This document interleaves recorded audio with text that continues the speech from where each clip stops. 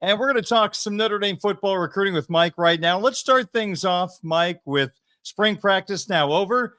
I guess coaches are back on the road. They sure are. So the Blue Gold game, as we know, was April 12th. And then, there was the week after where there was a couple practices, not super important.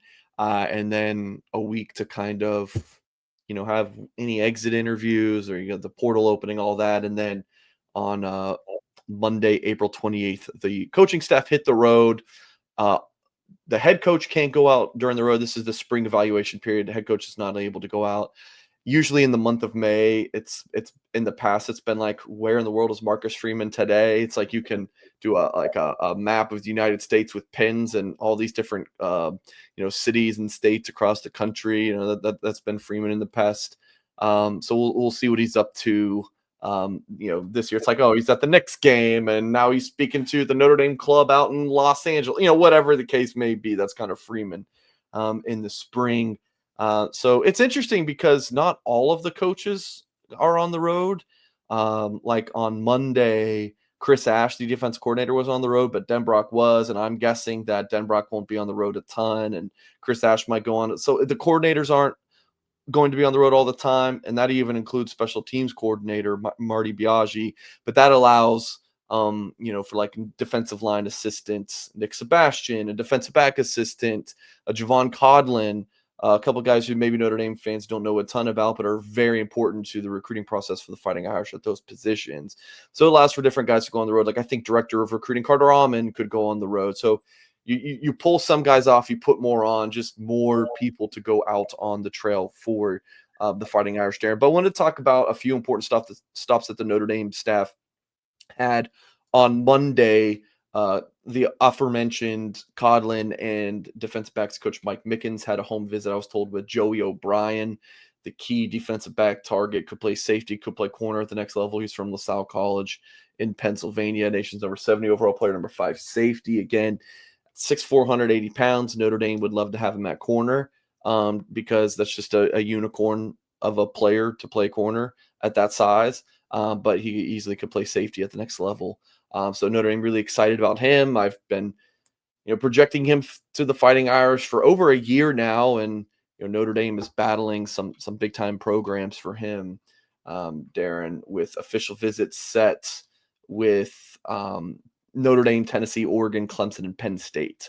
Notre Dame was going to host him for a midweek visit at the beginning of June, which is not something you really strive for. You want a weekend, and Notre Dame getting the last weekend is definitely ideal. O'Brien's teammate is Grayson Mchugh, 6'7", 280-pound offensive tackle, 4-star guy, and Penn State kind of had him for a while on their board, and not many other big-time programs that offered. Notre Dame joined the mix a few weeks ago, and then just on Monday, Darren, Ohio State and Alabama offered Grayson Mchugh, so his recruitment's starting to get complicated, but I still think he'll end up choosing between Notre Dame and Penn State. So Joe Rudolph spent time with Grayson Mchugh on Monday, and this is a full contact period with these class of 2026 prospects we're talking about here, Darren.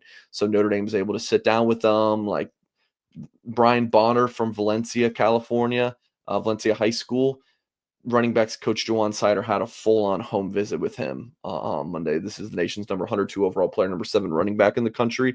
Again, for the 26th class, Bonner is a key target for the Fighting Irish. So good to look. I mean, some of these kids commit early before, like I would say like 90% of the recruits I talk to want to commit. Maybe it's even higher than that. They want to commit before their senior year. They want to lock in and just end things before senior year so they can focus on going out strong at the prep level. So it's good to have these in-home visits ahead of the official visits with these players committing so early, and Notre Dame's definitely taking advantage of that. Mike, if I want to watch great wide receiver play at the collegiate level over the last 10 years, I probably flip on LSU and Ohio State. And because of that, I like to look into their recruiting windows to see who they're looking at, because it's normally the who's who of wide receivers. So it really catches your attention when I see Notre Dame and the possibility of hosting a 5-star Ohio State wide receiver. So what's the juicy details? I'll touch on that in just a second. I just I forgot to mention on the last note, Darren. Yeah. Obviously, several other coaches are on the road. That was just a quick snippet. And Blue and Gold were reporting to the best of our ability where all these coaches are. It can be difficult to track and get all the information at times, but we're definitely doing our best over at blueandgold.com. So, interestingly enough, Darren, last week, Notre Dame hosted 5-star athlete. He's listed as an athlete, but he's going to play wide receiver at the next level. Jir Brown. And he's in the 2027 class, so he's just going into his junior year. He's been committed to Ohio State since November. He is from Wayne High School in Huber Heights, Ohio. Interesting. Darren, do we know anyone else from Wayne High School? Do you know anyone else from Wayne High School? As soon as you said that, my ears went up, but I'm trying to think who it is. A guy named Marcus Freeman. Oh, gosh. All right. Yeah. A guy named Marcus Freeman. A guy named Mike Mickens. They were teammates at Wayne High School in Huber Heights, Ohio. So Jir Brown also from that school. Emil Wagner from that school. I mean, if without that Freeman Mickens connection with Emil Wagner, Wagner might be at Kentucky right now or Ohio State. But I think that was key in Wagner picking the Fighting Irish back in the 22 class. So look, Jir Brown's high school head coach was I think he was the D coordinator, or maybe it was just the position. I don't remember when Freeman and Mickens were playing at Wayne. So it's not like this is some new guy. No, the head coach at Wayne High School has been there for decades. So there's that connection. So that's interesting. Now, Jir Brown has an Ohio State tattoo on his arm. This is going to be a very, very difficult flip for the Fighting Irish. The connections are there. Brown has been visiting other schools this spring as well, despite his Ohio State commitment. But the feeling is that, and Brown even spoke about this on Sunday at the Under Armour camp in Columbus. He spoke to Blue and Gold's Kyle Kelly. You can find the article at blueandgold.com. And he said that, and this is a number 4 overall player in the country in the 27 class, so it's a pretty big time player. He said that, or I guess I'll just say he played it down a little bit. And he looks to be solid with the Buckeyes, but still, Darren, you get as many shots on target as you can. So this kid's visiting. Hey, come back for a game. Hey, why don't you come up for an official visit next summer?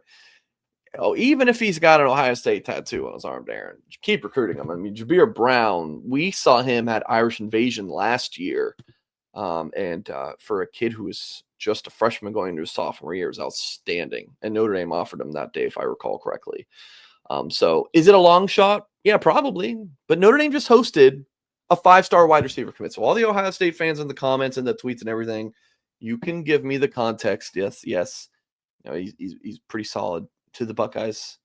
And maybe just taking some visits with his high school coach and just having some fun. But just keep getting some shots on target, Darren, and see what happens in the end. That's all you can do.